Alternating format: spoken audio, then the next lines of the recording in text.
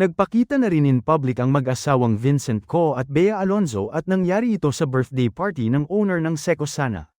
Ang ganda ng aura ng mag-asawa at comment ng mga fans ni Bea, masaya ang married life ng aktres at nakikita ito sa aura niya at sa ganda ng smile.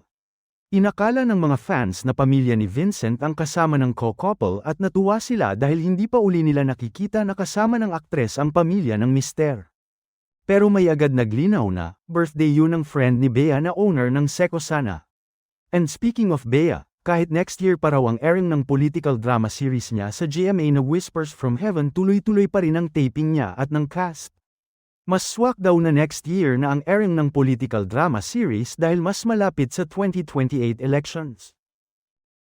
Nagpakita na rin in public ang mag-asawang Vincent Co at Bea Alonzo at nangyari ito sa birthday party ng owner ng Seco Sana.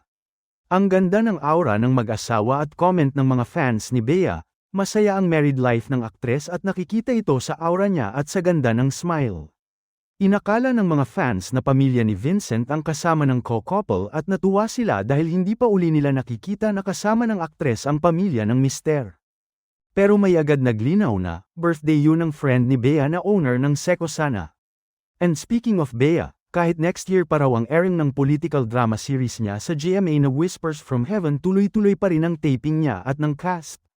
Mas swak daw na next year na ang airing ng political drama series dahil mas malapit sa 2028 elections.